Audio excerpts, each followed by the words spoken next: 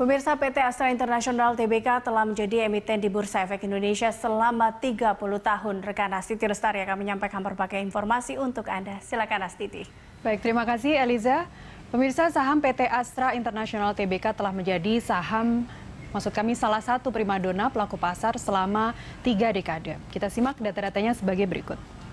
PT Astra International Tbk berkode ASII melakukan pencatatan di Bursa Efek Indonesia pada 4 April 1990, menempati papan utama bergerak di bidang usaha utamanya adalah perdagangan umum, sementara sektornya adalah miscellaneous industry dan subsektornya adalah automotive and components. Siapa saja pemegang saham PT Astra International Tbk? 50,11% dimiliki oleh Jardine Cycle and Carriage Limited atau sebanyak 20,28 miliar lembar saham, sementara sisanya dimiliki oleh publik sebesar 20,19 miliar lembar saham.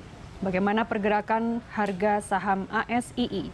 Pada periode Januari, per lembar saham ASII di level 7.175, kemudian memasuki masa pandemi terpukul di periode Maret, April, kemudian Mei di level 3.280, sempat naik sedikit 4.060, kemudian Mei kembali turun lagi di level 3.950, kemudian menguat dan terakhir di periode Mei Juni ini sempat menguat dan menempatkan ASII sebagai juara kedua daftar emiten yang paling diburu oleh asing waktu itu.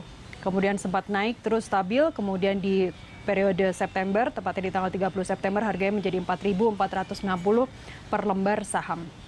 Demikian sekilas ASII, kembali ke Anda, Eliza.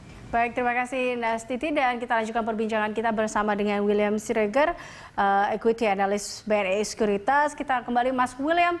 Mas William, apa komentar Anda melihat tadi pergerakan saham dari ASII dan juga tentunya bagaimana fundamental dari Astra International ini sendiri? Oke, jadi memang kan Astra International ini merupakan proksi bagi pemain swasta di Indonesia ya, dan kita lihat juga sepak terjang dari Astra International itu memang cukup bagus selama 30 tahun terakhir sudah melantai di Bursa Efek Indonesia gitu. Jadi tidak heran memang asing sangat memburu saham-saham sekelas Astra International, apalagi melihat penurunannya kita lihat sudah cukup signifikan gitu, karena secara year to date aja saat ini masih turun 34% harga saham Astra International. Nah, berbicara tentang fundamental, kita masih melihat memang Astra masih mencatatkan posisi yang balance sheet yang cukup strong.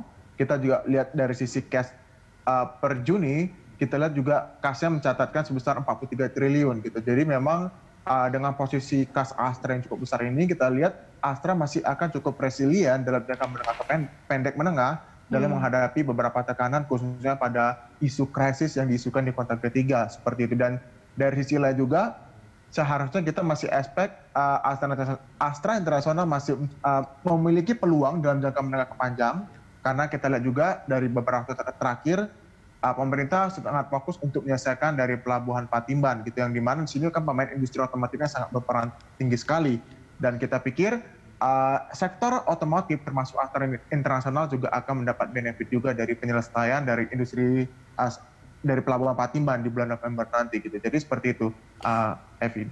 Oke, Mas William, kalau Anda melihat terkait dengan proyeksi pendapatan dan juga laba bersih di tahun ini, kira-kira berapa, Mas William?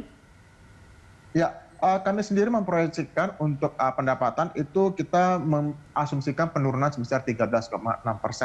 Dan untuk laba bersih kita asumsikan ada penurunan sebesar 19,1%. Dan penurunan ini memang sesuai dengan sejalan ekspektasi kami dengan adanya penurunan konsumsi di tahun 2020 ini, seperti itu. Baik, rekomendasi Anda tentunya untuk saham Astra?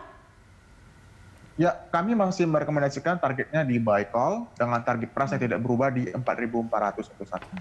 Baik, apakah menurut Anda saham ini berarti cukup prospektif dan juga layak dikoleksi berarti? Oh, pastinya tentu. Seperti yang sudah saya sebutkan tadi, memang Astra proksi dari sektor swasta Indonesia. Dan juga kita outlook-nya sangat positif sekali dan jangka menengah panjang seperti itu. Baik, terima kasih Mas William Siregar telah bergabung bersama kami. Pemirsa, William Siregar, Equity Analyst BNI Sekuritas.